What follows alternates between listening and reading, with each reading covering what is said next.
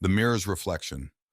Ethan never believed in omens, not until the day the antique mirror came into his possession. It was a housewarming gift from his grandmother, a large, ornate thing that seemed out of place in his modest studio apartment.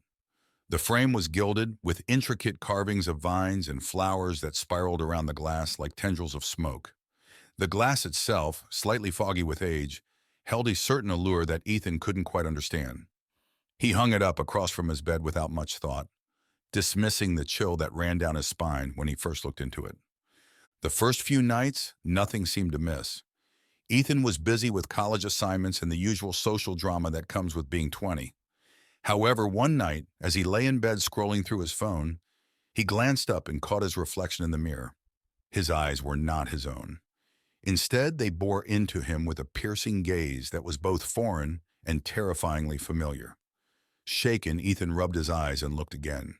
His normal reflection stared back at him, slightly concerned but decidedly mundane. He dismissed it as a trick of the light, or perhaps a figment of his overworked imagination. Yet the incident left a seed of unease that grew with each passing day.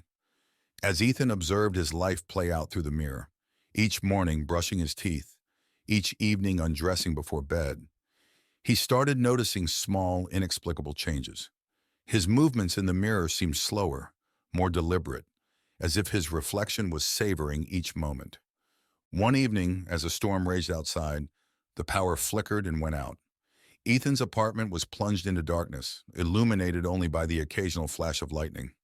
The flashes revealed his reflection in the mirror, standing still in the dim light, even as he moved around lighting candles. Heart pounding, he approached the mirror, the light from the candles casting eerie shadows on the wall. His reflection did not move, did not blink, just watched him with an intensity that made his blood run cold. "Who are you?" Ethan found himself whispering to the mirror, half expecting an answer. As if in response, the reflection smiled, a slow, malicious curl of the lips that was never Ethan's smile. Panic surged through him as he backed away, stumbling over a stack of books. The reflection's smile widened, and then it spoke with a voice that was a distorted echo of Ethan's own. "I'm what you hide, what you fear, what you desire." Over the following days, Ethan became obsessed with the mirror. He started documenting the differences between his reflection and himself. The reflection was bolder, darker, its eyes gleaming with secrets and knowledge that Ethan felt he had lost, or perhaps had never known. The mirror never showed anything but Ethan's own room, yet sometimes it seemed as if the reflection inhabited a different realm entirely, one that whispered of shadowed corners and silent, watching things. His friends noticed the change in him. Ethan grew withdrawn, spending hours staring into the mirror, trying to understand what was happening. He stopped attending classes, ignoring calls and texts from concerned friends. The mirror consumed his thoughts, its presence looming larger in his mind each day. One night, driven by a mix of fear and fascination, Ethan challenged his reflection. "What do you want from me?" he demanded, his voice echoing slightly in the still room. The reflection's grin was all teeth. "To show you what lies beneath," it whispered. "Look deeper. See what you've hidden, even from yourself." Against his better judgment, Ethan leaned closer, his breath fogging the glass. His reflection did the same, their faces inches apart, separated only by the cold surface of the mirror. For a moment, Ethan saw beyond the familiar features of his face. He saw anguish, rage, joy, and terror, emotions so raw and powerful that they seemed to transcend his own experiences. Terrified but unable to look away, Ethan continued to stare as the image shifted. The room in the reflection darkened, morphing into a grotesque version of his own. Shadows twisted around the furniture, coalescing into forms that were human only in the loosest sense. Figures with gaping mouths and hollow eyes began to emerge, reaching out towards the glass, towards him. With a cry of horror, Ethan stumbled back, knocking the mirror from the wall. It crashed to the floor with a deafening shatter, shards of glass scattering across the carpet. He expected blood, pain, but there was nothing. The figures were gone, the ominous room disappeared, and all that was left was the broken mirror and Ethan's ragged breathing. He sat on the floor, surrounded by pieces of the only thing that had shown him the depth of his own soul, now fragmented, like the parts of himself he could no longer recognize. The room was silent, oppressively so, and in that silence Ethan realized the true horror was not the mirror or its sinister reflection. It was the parts of himself he'd now seen, the dark depths he could no longer deny. In the days following the mirror's destruction, Ethan struggled to regain a sense of normalcy. His apartment felt different now, emptier and somehow more menacing, as if the breaking of the mirror had unleashed something into his world rather than containing it. The fragments of glass lay untouched where they had fallen, a stark reminder of that terrifying night. Ethan couldn't bring himself to clean them up, nor could he bring himself to look away completely. Each shard seemed to catch the light in odd, unsettling ways, as if they still held a piece of that other, darker world. Sleep became a rare commodity. Ethan was plagued by nightmares, vivid and disturbing. He dreamt of the figures in the mirror, their hollow eyes and silent screams mixing with his own. Awake, he found no respite. Shadows in his apartment seemed to move just beyond the corner of his eye. Whispers filled the rooms at night, indecipherable murmurs that made his skin crawl. He was never sure if they were real or the product of his fractured mind. Driven by a desperate need for answers, Ethan began researching the mirror's origins.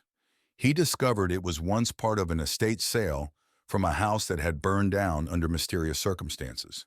The family that had owned it disappeared without a trace, leaving behind only rumors and whispers of curses and haunted legacies. The deeper Ethan dug, the more he realized that each owner of the mirror had suffered strange fates, their lives unraveled by obsession or madness.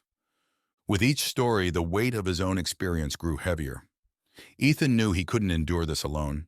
He reached out to a friend, Mara, who had always had an interest in the supernatural. Reluctant at first, Mara agreed to help, her curiosity piqued by Ethan's harrowing tale. Together, they sifted through the debris of the shattered mirror, collecting the larger pieces and laying them out, trying to piece together the image once more. As they worked, Ethan told her about the figures in the mirror, the other room, and the terrifying visage of his own reflection. Mara listened, her expression growing increasingly grim. This mirror didn't just reflect images, it reflected the soul, the hidden parts of oneself, Mara theorized. When you broke it, maybe you released whatever energy it had accumulated over the years. But how do I put it back? How do I fix this? Ethan asked. Desperation lacing his voice. Mara was silent for a moment, considering. We need to find out more about where this mirror came from, who made it, and why. There might be a way to reverse what's been done. Their search led them to the library of an old collector known for his extensive records of occult objects. Buried in dusty tomes and ancient manuscripts, they discovered references to a craftsman who made mirrors that were said to be thresholds to the spirit world, portals that could show and even unleash the deeper parts of one's psyche. According to this, the mirror can be restored, but it requires a ritual, Mara read aloud, her finger tracing the lines of a faded page. It says here we need to recreate the original silver backing using the same elements it was first made with. Silver for reflection, mercury to bind, and a touch of the owner's blood to personalize. Ethan hesitated, the idea of continuing to bind himself to the mirror sending chills down his spine. But the thought of living in perpetual fear was worse. They gathered the materials, setting up a makeshift workspace in Ethan's apartment. Under Mara's guidance, they carefully applied the new backing to the collected shards, each brush of mercury and silver a step towards sealing away the darkness. The final step was the hardest. Ethan pricked his finger, letting a drop of blood fall into the mixture.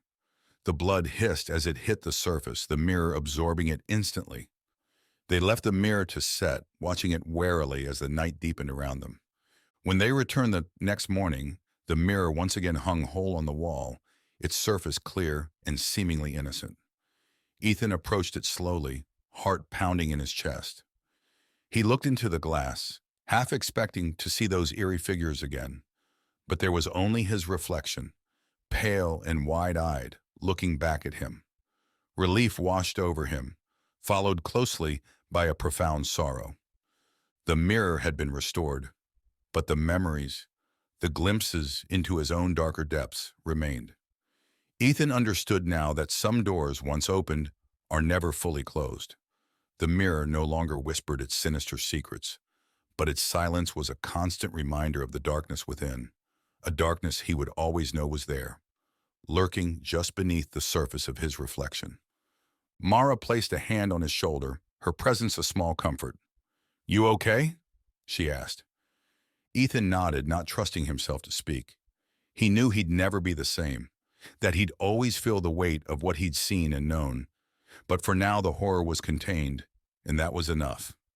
Enough to let him catch his breath, to start the long process of healing, and to face his reflection each day, no longer a prisoner of his own fears, but a wary observer of the depths within. If you enjoyed this chilling story, let us know by smashing that like button.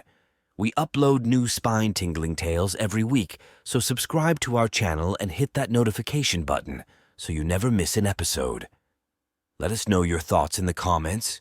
Your feedback shapes our future uploads. Stay spooky, and we'll see you in the next video.